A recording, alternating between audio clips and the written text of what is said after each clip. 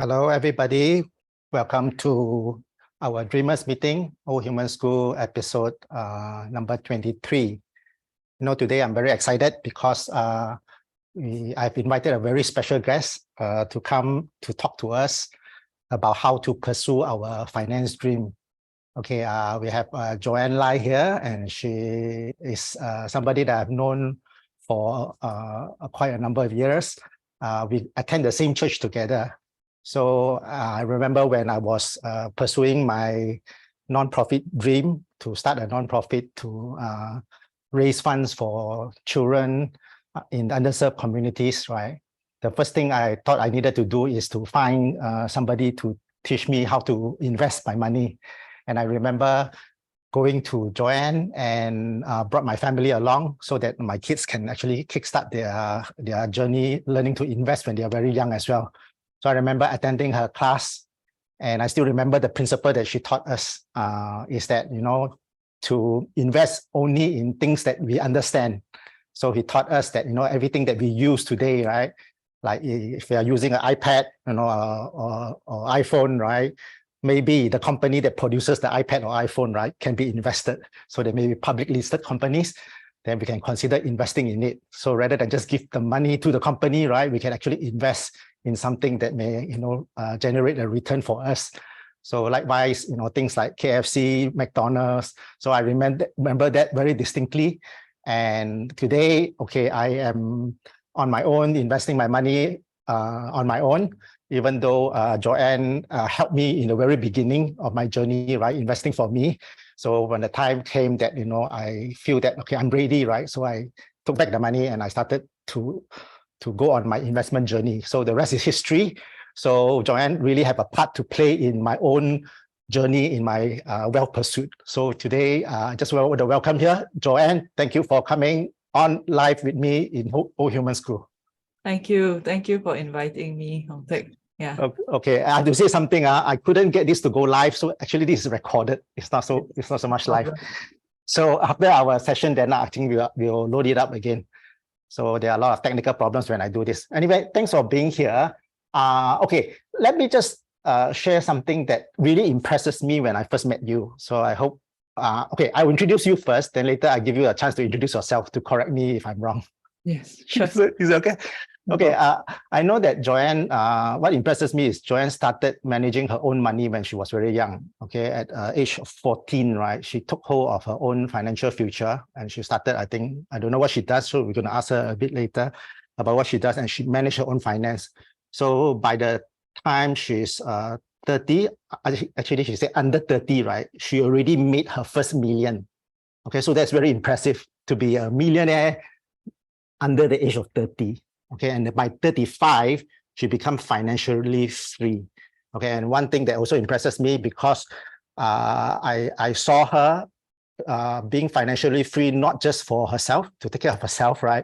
But she has responsibility to take care of herself, her family, and also she has a purpose of generating this fund to help underserved people all over the world, especially in Vietnam. I think she started a fund called X Fund. So yes, with that backdrop, right, we have a lot of things to find out about you, Joanne. So maybe I can start by asking you just to introduce yourself a little bit more than what I have shared. Yeah, okay, Ken.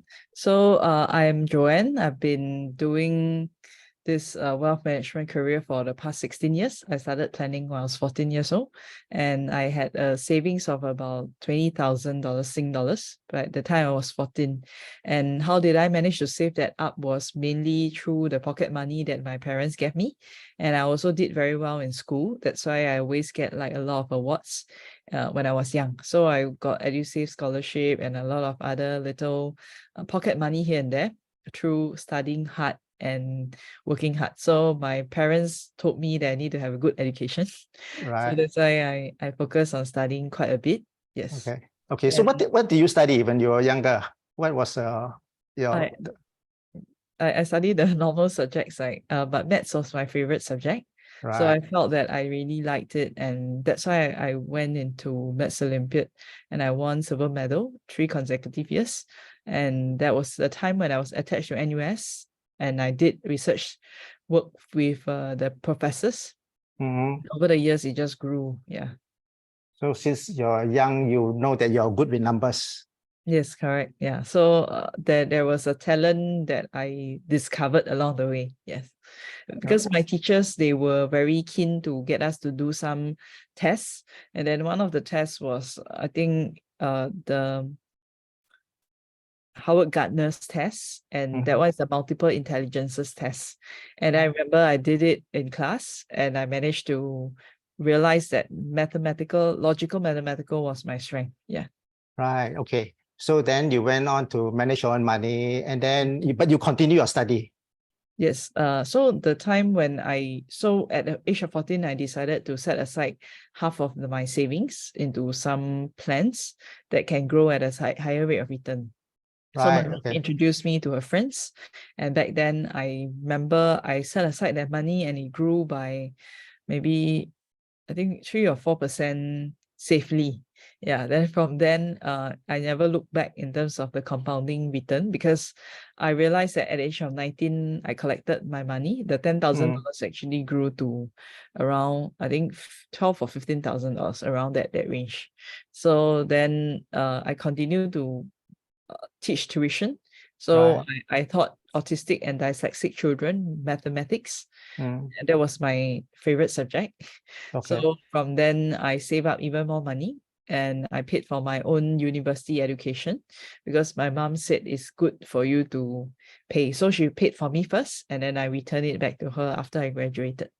Yeah. Wow. Okay. Yeah. So you really started very young, investing at 14. Then by 19, you have compounded Yes, your correct. So savings. I think my savings was close to 100,000, that range. By the time I Okay. was, I think, 19, 20, that age. Because I taught tuition, so every time I teach tuition during A levels was, I think I earned about $80 per hour or something like that. Yeah. Okay. And then I taught A levels mathematics and biology. Yeah. Then over the years, I just Okay. continue to win awards. And I was sponsored by, I had a laptop that's sponsored by Institute of Cell and Molecular Biology, was my internship. So I went for internships to learn, because I wanted to find out whether I would prefer to do something science related or maths related.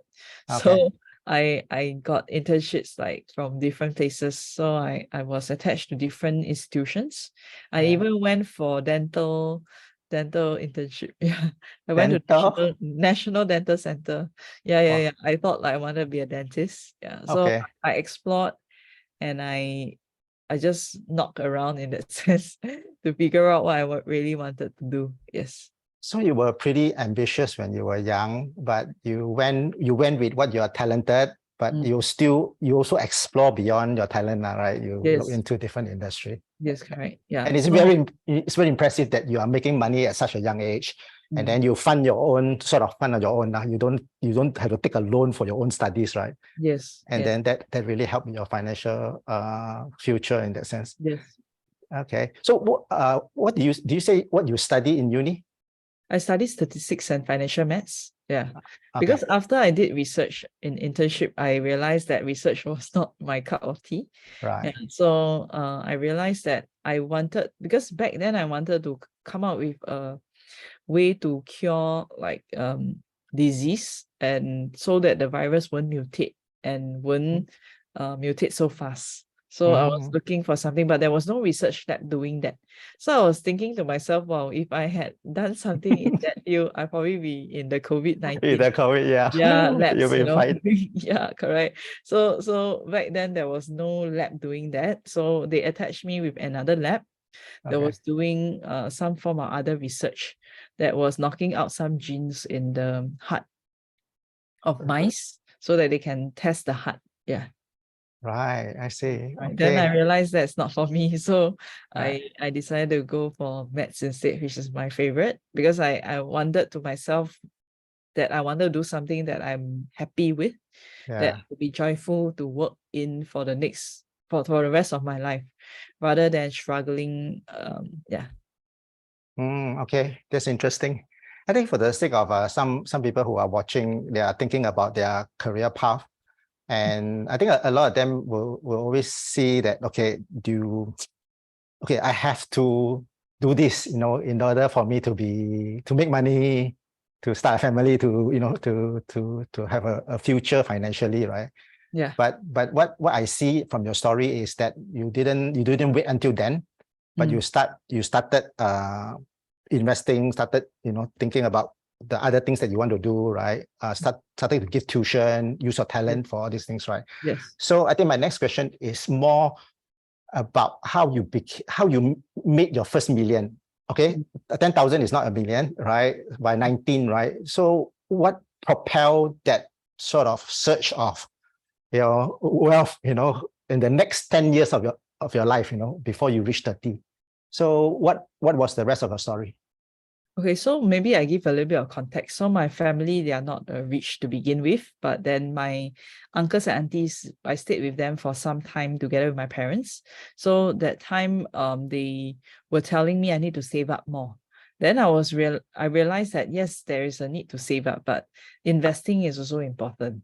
So they also invested in stocks, but they weren't doing very well in those. So I told myself there are only two ways to go from here. One is that I look at their failure in terms of investment, and their education is not high, they're only primary school level. The way is that I move on from here and I become better. So then I want to be the next generation that become better than the previous generation. So I told myself I will want to improve myself by studying, by reading up books and all that. So my mom gave me a book, Rich Dad Poor Dad, when I was 14. Then later on, she also gave me 7 Habits of Highly Effective People. She also gave me like Up Your Service by Ron Kaufman and a lot of other things. So my mom was sort of like a role model for me in terms of the area of improving herself.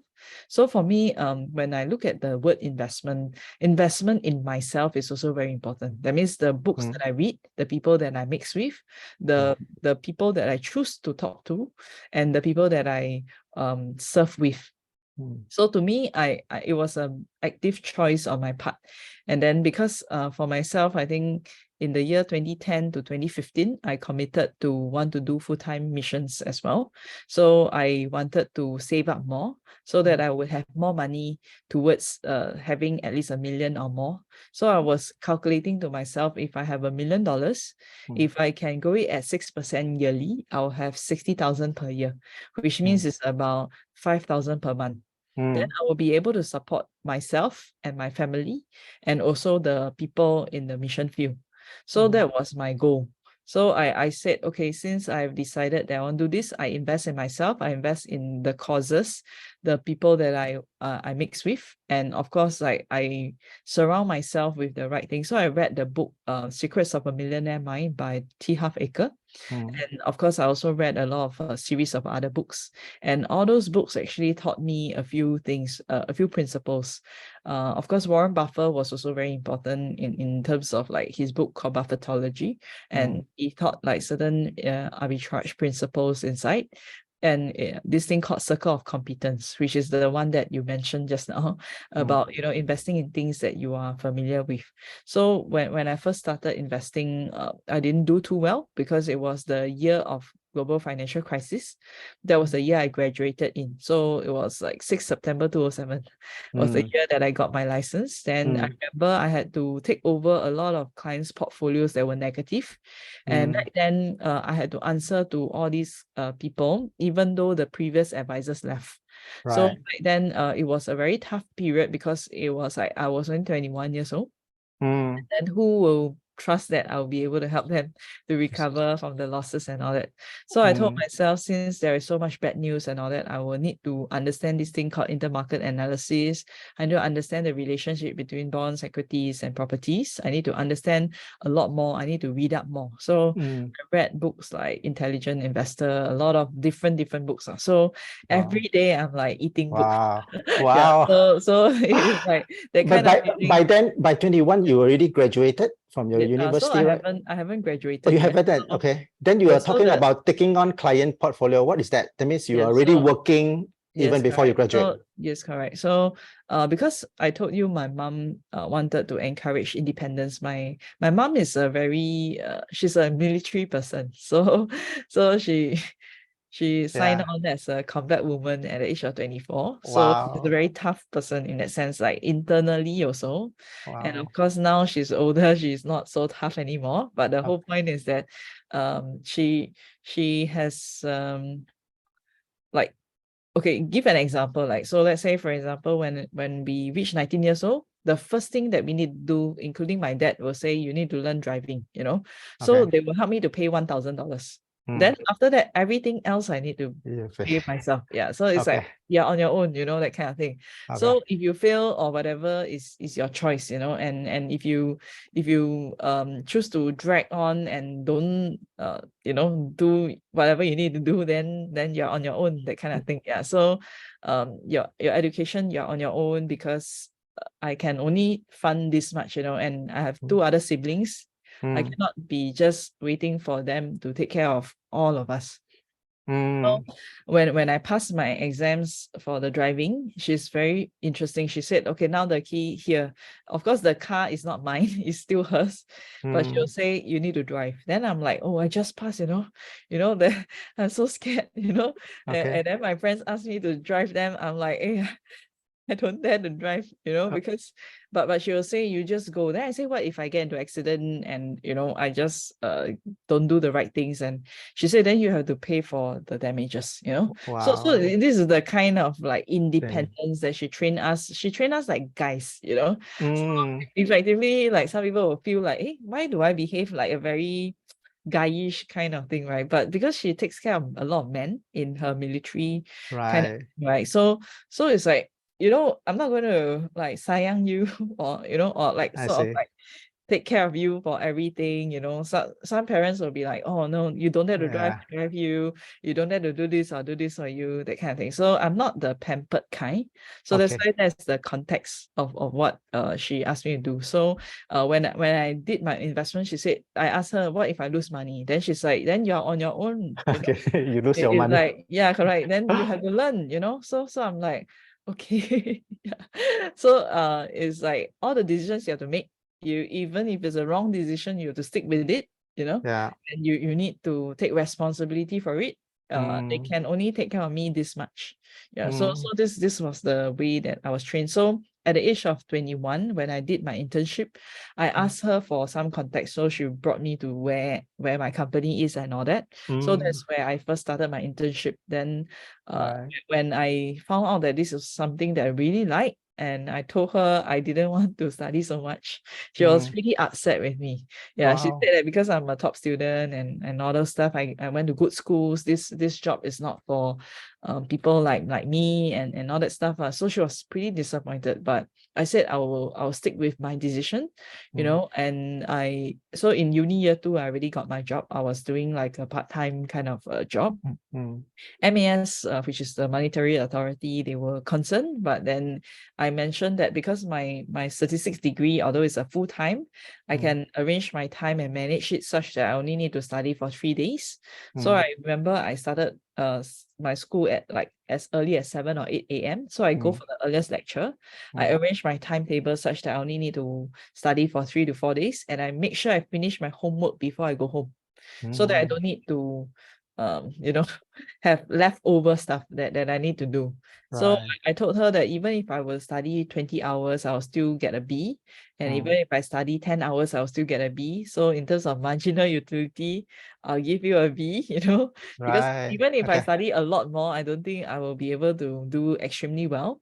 That was Yeah. what I was thinking. So I said I'll just do time management, and I will just sort of organize my time in a way that it doesn't affect my studies. So I still qualified for honors degree after my 3rd year, but I chose to take this path because I already decided that this is the career that I wanted. So she said, how can you be so certain, you know, at 21 years old? Yeah. So but she knows that I'm a sensible person from young. Yeah. And she sometimes call me little mommy, you know. Okay. So this is my little nickname. Yeah. So Okay. she sort of, although she objected to it, but she knows that I know what I want. And because of the exposure that I have at a young age, I was interning with like a lot of companies, and I was doing a lot of like part-time jobs after my A levels to find out what I wanted. So Mm, I was very certain that this is something that I really like. mm. So yeah, that continued. So so Okay. So yeah, at 21, you were like, okay, interning and then serving clients like as if you're working, right? that's correct. But I didn't work every single day. I only Right. worked 1 or 2 days, and I Yeah. was doing talks for corporate companies and educating people on financial management. Because I told her if I'm not doing this, I'll be teaching, and if Yeah. I'm teaching, then I will either be a maths teacher or Ah, I'll be teaching on financial related stuff. So right. this job allows me to do both, and I enjoy teaching as much as I enjoy meeting clients to educate them. Yeah. Okay. So you found what you want to do at 21. So you continue to do this? Is that Yes. what? Yeah, so the book that I wrote, called Money Lessons of the Wild, was Mm, because I achieved financial freedom. So that year I was supposed to, because there was a 2015, 2016, I mm, was supposed to do full-time missions in Vietnam. mm, What happened is that I was told to stay back, by God, to sort of do marketplace ministry, which is basically like ministering to people in the marketplace. That means being a salt and light. Yeah. So mm. what happened is that I just decided that I wanted to write a book. That was my dream since young, because I read a lot, right? So after Right. all, it's like, hey, Okay. actually, I want to, after I reading so many, there is no person from Singapore that wrote a book for youths. There was Yes. nobody that like could explain the concepts to a level of simplicity. And back then I was attending a lot of like courses at church, and then they have this sentence called catechism, and it's saying Mm, that if you can explain to a 7-year-old mm. person Yeah. a concept, then you will be able to explain to an adult. So I challenged myself to write a book for the youths. Mm, And then I remember that, I was impressed that I needed to reach out to this thing called Jesus Generation. mm. That means it's like the next generation, and to do generations after generations. So Right. I knew that I needed to do something that can last like a lot of generations. Like Mm, whichever leaves the most lasting legacy, you go for that path. That was the word that was given to me. Yeah. So that was my thinking. So when mm. I wrote the book, it only took me about 2 months or less to get Right. everything out. And Yeah. I designed the course, which is the one that you went for. Right. Yeah, Okay. yeah. So that one was done by me. That means Yeah. I thought through the entire process, what are the activities to include inside, and in preschools. And Yes. then next month I'll be working with my champs and other places, and it's also being used in Vietnam because it's translated to Vietnamese about 3 or 4 years ago. So Right. 1 month after I published the book in English, Yeah. it was picked up by the Vietnamese publisher to be translated to Vietnamese. So they said they Mm. wanted a book like that. Then Yeah. Okay. recently we helped 170 primary schools students to go through this financial literacy class Yeah. that was being ministered by one of my friends in another church. And then they gave out 15 bursaries for the students. Mm. So it was very, that day I couldn't sleep. I was like, I Wow. usually sleep very early, but that day I was like very overwhelmed Okay. that the impact that could be created. And last year I was also invited by NUS to write module Yeah. for the students on financial well-being. Mm. Because the books that I wrote, I actually donated to Institute of Mental Health last year, I because see. Okay. I wrote another book last year called Don't Get Scammed, and those were donated for charity purpose as well. So I Yeah. wanted to do it in a way that really helps. Yeah. So I was pretty shocked when they, like, the bookstores asked for like 200 copies, 300 copies, that kind of a book that I thought wouldn't I see. be like, like a Okay. seller or something. And Yeah. although I wrote the first book like more than 7 years ago, but people are still reading it today, and people are still telling me how it has impacted them. Yeah. Yeah. And I donated some to the Yeah. That, single room flat kind of family service center. I And see. they told me initially they couldn't. So there was a single father that had 4 children, and he was staying in a single flat HDB. And he told me that he initially couldn't breach the subject of financial management with the children, but Mm, because the books were all with like animals and all that, yeah, that's why it actually caused him to be able to talk to them about it. And right. and then he was very thankful for it. And he told me at the Family Service Center when I did the talk about maybe 3 or 4 years ago before COVID. Yeah. So Mm, that impacted me a lot. And I am very, very thankful that I did that, even though I knew that it was all for donations. I couldn't earn a single cent. And I remember that year, the bookstore also didn't want my book. Yeah. But okay. now it's like still Now generating it's a like so bestseller, much is it? impact. No, I don't think it's a bestseller, but I think it It's is more yeah. like underground bestseller. Yeah, it's still picking up. I think Yeah. that's the beauty about writing something down or like doing podcasts like this, right? So Yeah. you have it there forever. Yes, I yes, remember having a copy of your book when I attended yes. your course, right? So I was trying to Yeah, yeah. find it, but I couldn't find it No because problem. I thought for the people I work with, right, the young people I work with, a copy like that will be helpful for them. Yes, So yes. I have many where can we find at home. where I can we buy a only copy? I only have the limited editions here. Oh, I see. Probably another maximum, probably another 100 copies or so. But if not, then Amazon, there is Yeah, okay. $9 on Kindle or something like that. I made it very, very affordable. Yeah, I don't think I made any money from it. Yeah. So it it's was okay. just more I for think people. what I do, I'll provide a link at the bottom at the description so people can Yes, go into sure. Amazon and buy it. Okay, so hey, thanks for sharing that. One thing I realized you share a lot about having a dream. Okay, you say you have a dream by what age you wanted to do missions, right? Yes. And you actually went for it, and then you have a dream of wanting to write a book, and Yes. actually you went for it, right? Yeah. So how important is dreams to you? Okay, even right now, okay, you are financially free, you have done so many things, and now I know you are giving back, right? Giving back to the next generation. How much is dreaming and having a vision still important to you at your stage? Yeah, so I think as I go over the years, right, I realized this Maslow hierarchy of needs thing, right? So initially it was like I cannot even survive, and then basic needs and all that. Then as I go along, there is this self-actualization thing. Then Yeah. later on, there's a higher level called transcendence. So recently I met up with this person. He is a talent guy from a very big multinational company. And he said there are two kinds of intelligence. One is called fluid intelligence. The other one is called crystallized intelligence. Then he said fluid intelligence usually for younger people, where they are very nimble. They can move around. They can think very fast. They can act very fast. Then the other group, right, is a crystallized intelligence. That means as we grow older, we have processed the information, and then it becomes like more of like giving to people and like mentoring people and impacting other people's lives. So for me, right, this guy said that he felt that I have both, even though I'm quite young in that sense. So what impacted me was a book called Half Time by Bob Buford that I read when I was 24 years old. So I read that book, and there was two parts to the book. The book in front says that the first half of our life we want success. The second half of our life we want significance.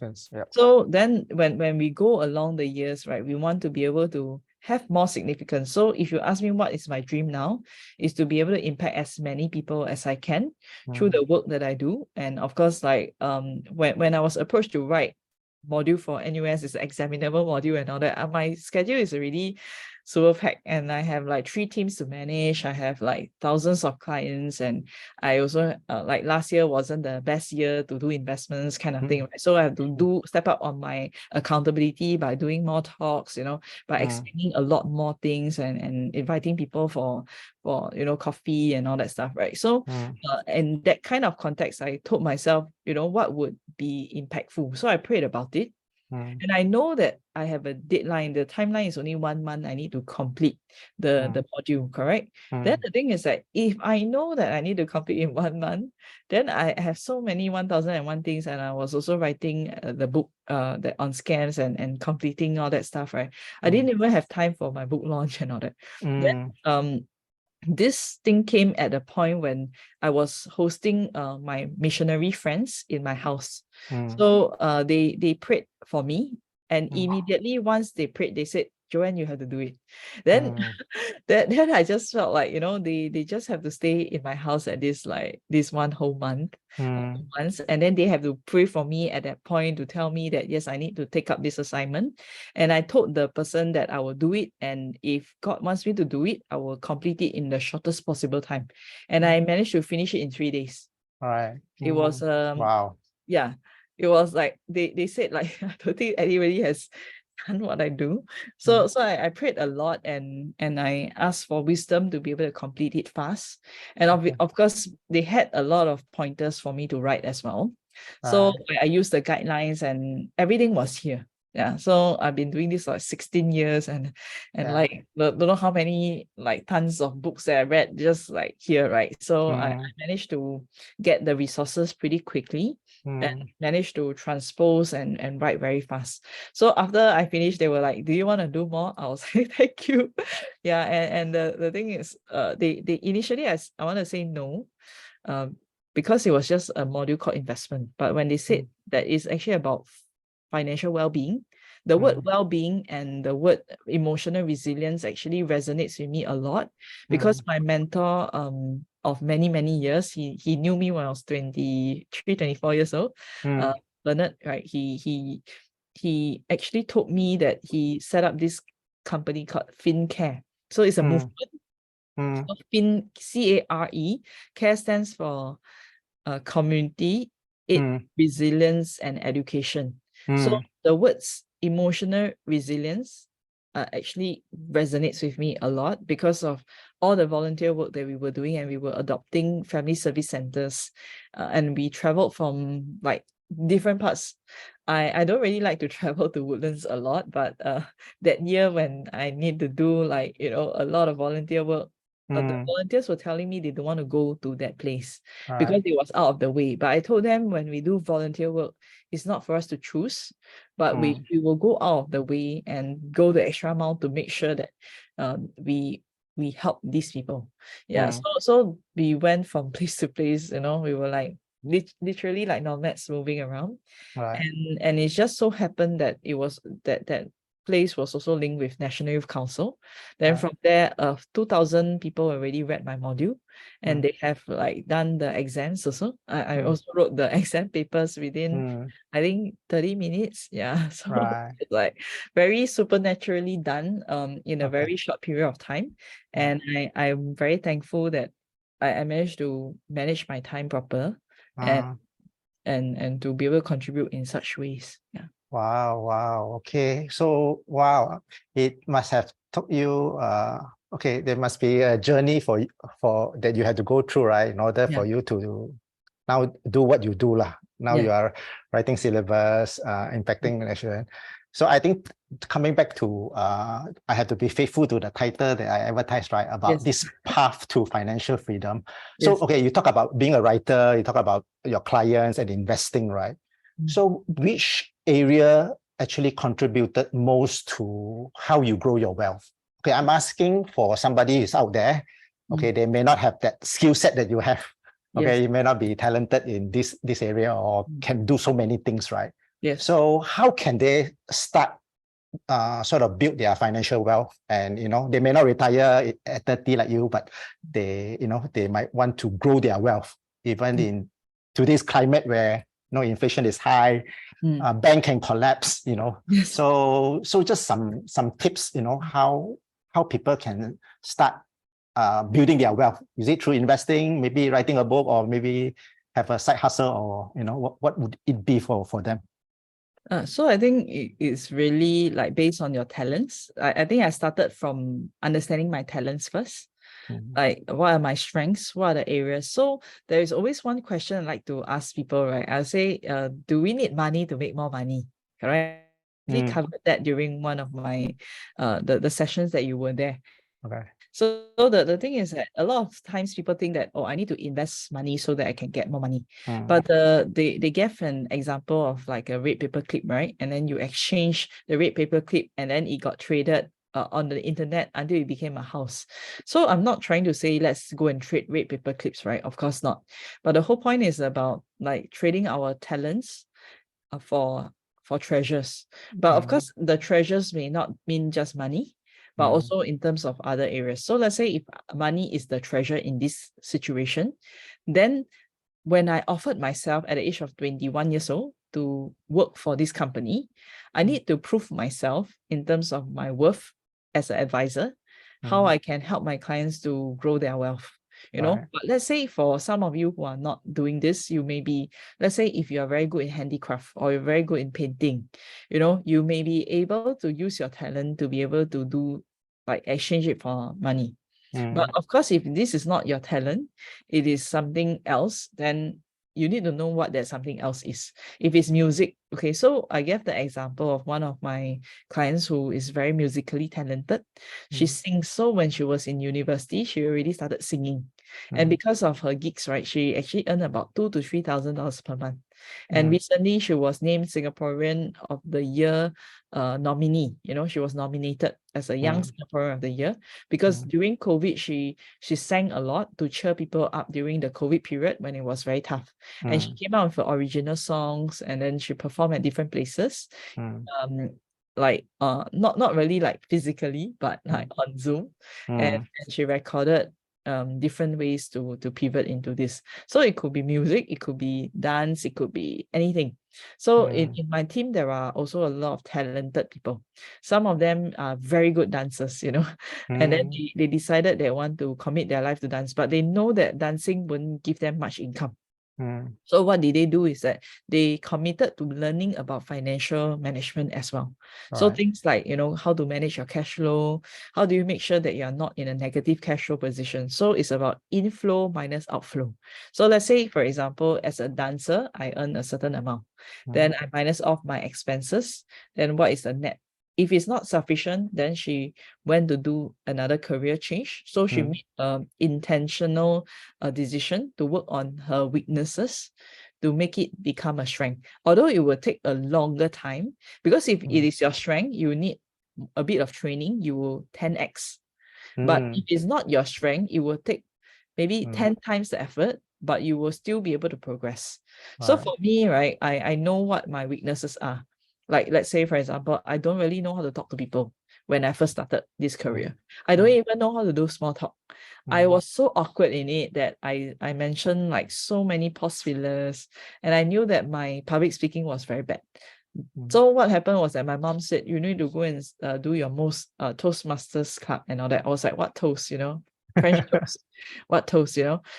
Then after that, I went to uni and I went to NUS Toastmasters Club. Then I improved my public speaking. And I'm so thankful that I did that, because if not, then I wouldn't be able to talk like that. So back then, when I first started, right, I remember I had like maybe 50 pause fillers in a 2-minute speech. Was that bad?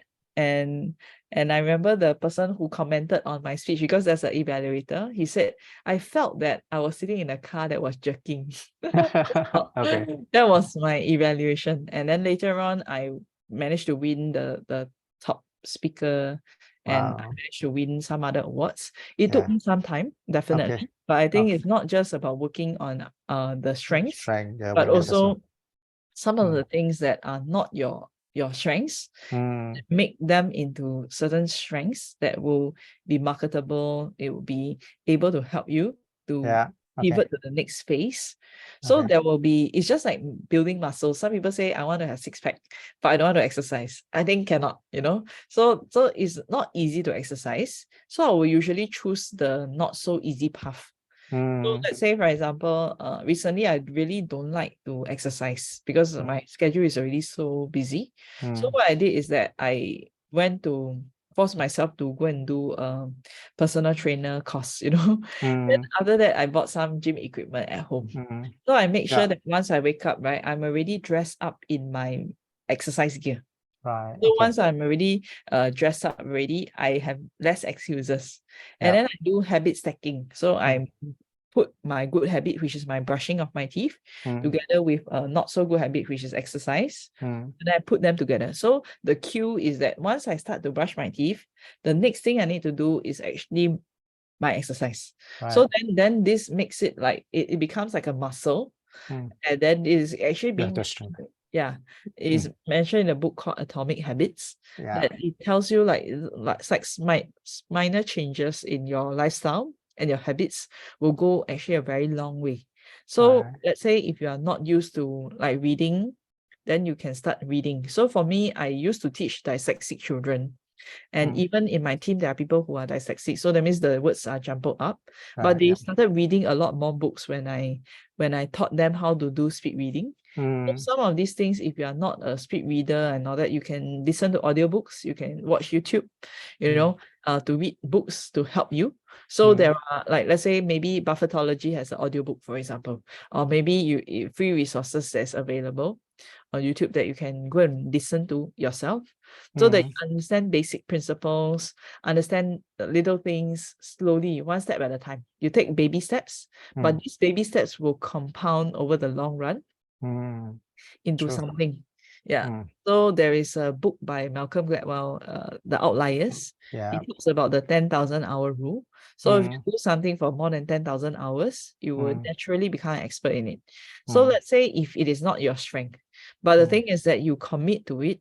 So let's say if every day you spend like 2 hours or 1 hour or 30 minutes doing something, this 30 minutes will compound, and it will take you probably about 5 or 10 years to learn it. But the thing is that at least you are still learning and making progress every day. Yeah, definitely. Yeah, so it's about knowing your strength, right? Then turn your skill into something that you can monetize, definitely.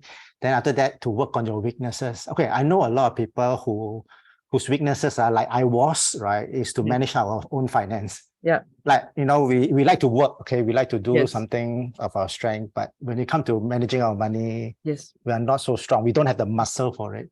So I suppose my question is about somebody who don't have that muscle, right? What can they do? Okay, I realize you mentioned a lot about books.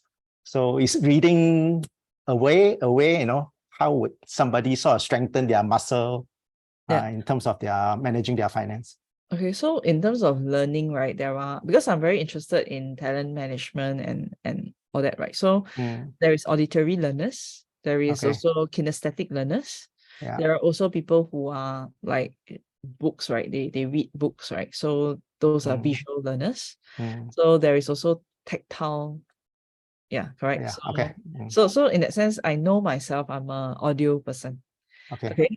So the thing is that I would like to read summaries, book summaries. That means I will listen to book summaries and it stays with me. Yeah. So I actually didn't finish reading the book Atomic Habits, but I listened to a book summary. And this book summary only took me about 10 minutes. So because I also know my other thing is tactile, that means I need to start to type it up. That means my learnings.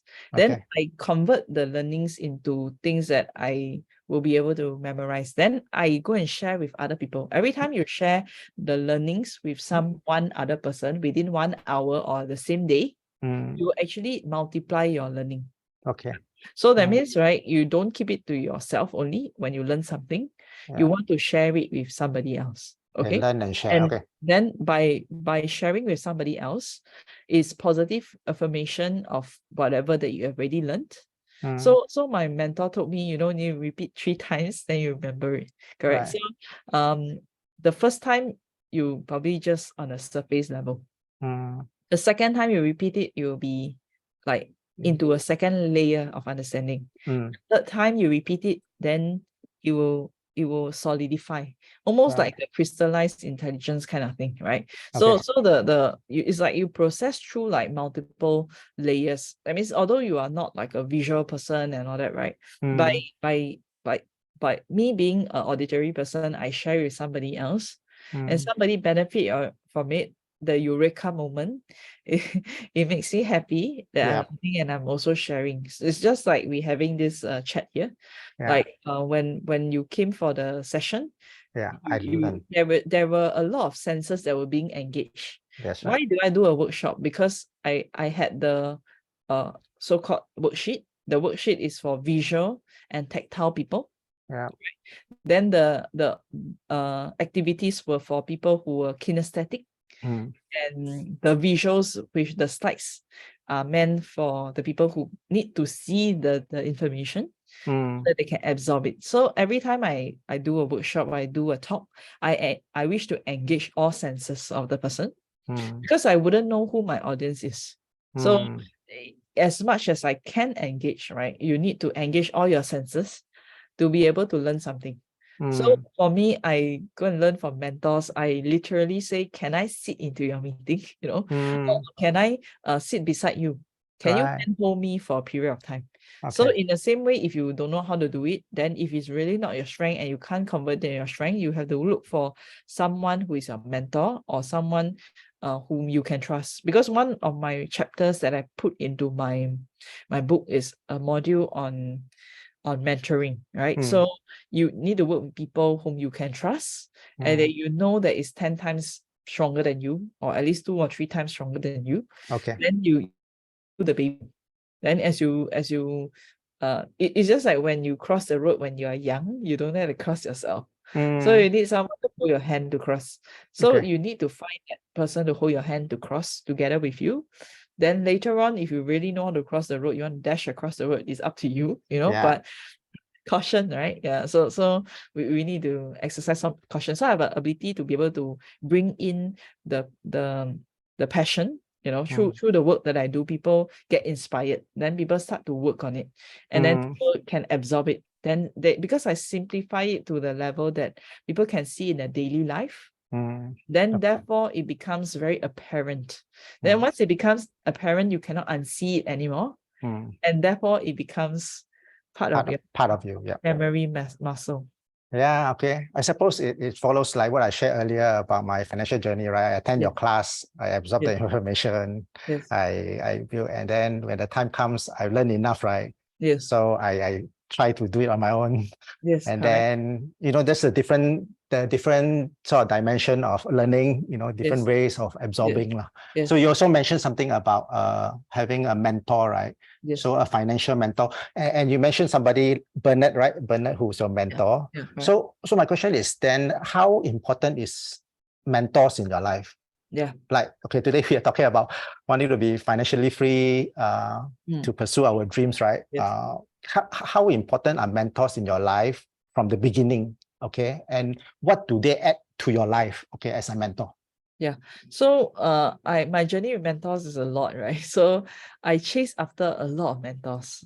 So I have a public speaking mentor when I was in uni, and then I asked the most highest level distinguished Toastmaster to be my mentor, and then he was like, okay, sure, Then I also chose my mentor, Bernard. I attended all his classes all the way. And then Freddie was another of my mentor. He saw me crying one day when I was 20 over years old. And then he said, just let me help you, and from then on, there are a lot of things that I learned from him. Although it's just a short period of time that I learned from him, he taught me 1 or 2 concepts. But to me, I'm forever grateful that he helped me during the times when it's the toughest. Then for spiritual mentor, I also look for my own spiritual mentor.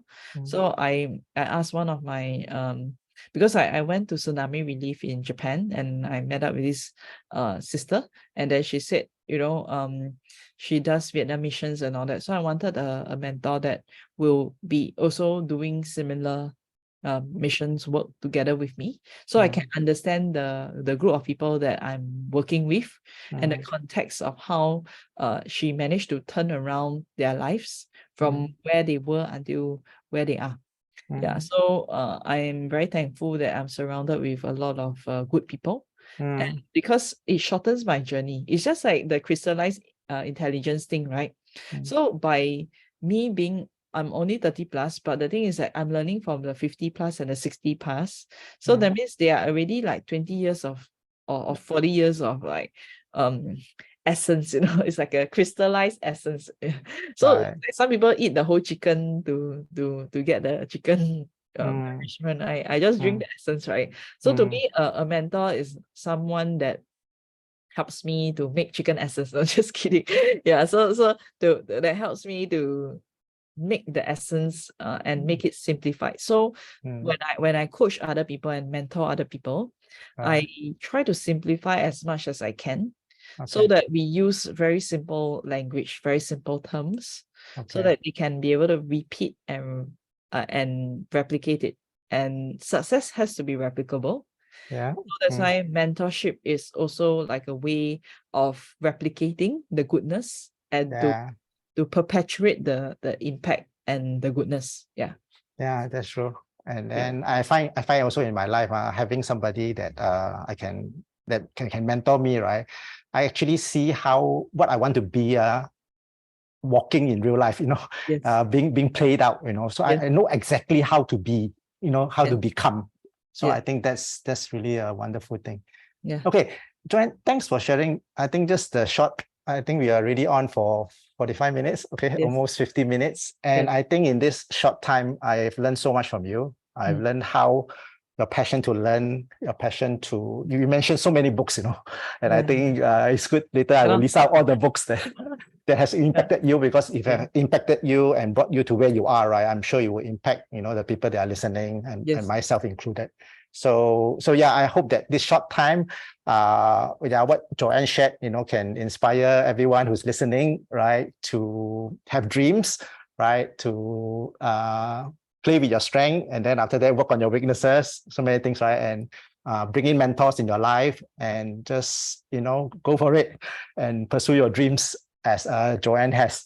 So one last thing to ask Joanne is that, okay, if somebody is listening, I want to reach out to you, okay, they heard about your class, your content, your books and all these things, right? And they want some information from you. How can they reach out to you? And if they want a wealth mentor or somebody that, that can help them along, right? How can they reach out to you?